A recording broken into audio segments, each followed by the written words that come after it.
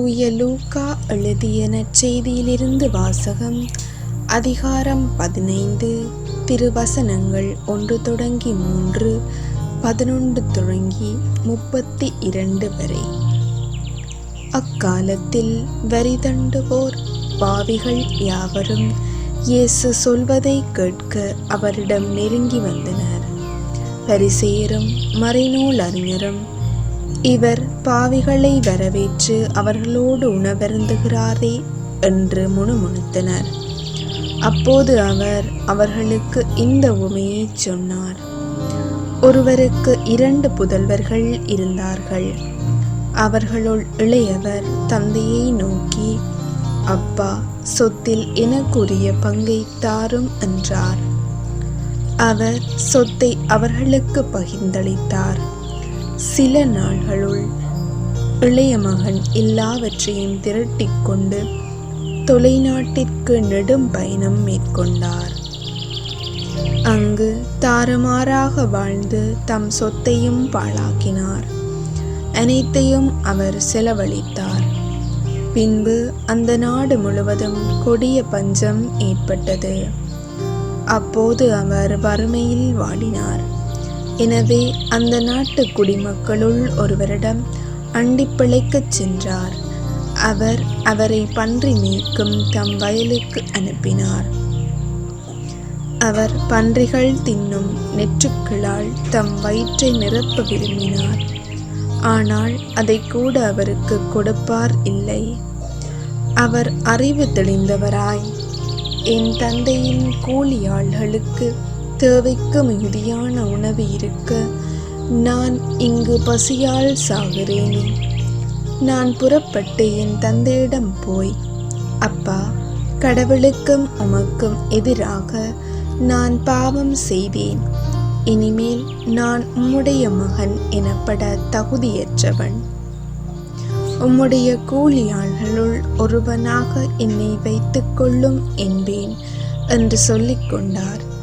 உடனே அவர் புறப்பட்டு தம் தந்தையிடம் வந்தார். தொலையில் வந்து கொண்டிருந்த போதே அவர் தந்தை அவரை கண்டு பரிவு கொண்டு ஓடிப்போய் அவரை கட்டித் தழுவி முத்தமிட்டார். மகனோ அவரிடம், அப்பா, கடவுளுக்கும் உமக்கும் எதிராக நான் பாவம் செய்தேன். இனிமேல் நான் உம்முடைய மகன் எனப்பட தகுதியற்றவன் என்றார். தந்தை தம் பணியாளரை நோக்கி, முதல் தரமான ஆடையை கொண்டு வந்து இவனுக்கு உடுத்துங்கள். இவனுடைய கைக்கு மோதிரமும் காலுக்கு மிதியடியும் அணிவியுங்கள். கொழுத்த கன்றை கொண்டு வந்து அடியுங்கள். நாம் மகிழ்ந்து விருந்து கொண்டாடுவோம். ஏனெனில் என் மகன் இவன் இறந்து போயிருந்தான், மீண்டும் உயிர் பெற்று வந்துள்ளான். காணாமற் போயிருந்தான், மீண்டும் கிடைத்துள்ளான் என்றார். அவர்கள் மகிழ்ந்து விருந்து கொண்டாடத் தொடங்கினார்கள். அப்போது மூத்த மகன் வயலில் இருந்தார். அவர் திரும்பி வீட்டை நெருங்கி வந்து கொண்டிருந்த போது ஆடல் பாடல்களை கேட்டு ஊழியர்களுள் ஒருவரை வரவழைத்து, இதெல்லாம் என்ன என்று வினவினார். அதற்கு ஊழியர் அவரிடம், உம் தம்பி வந்திருக்கின்றார். அவர் தம்மிடம் நலமாய் திரும்பி வந்திருப்பதால் உம் தந்தை கொழுத்த கன்றை அடித்திருக்கின்றார் என்றார். அவர் சினமுற்று உள்ளே போக விருப்பமில்லாதிருந்தார். உடனே அவருடைய தந்தை வெளியே வந்து அவரை உள்ளே வருமாறு கெஞ்சி கேட்டார்.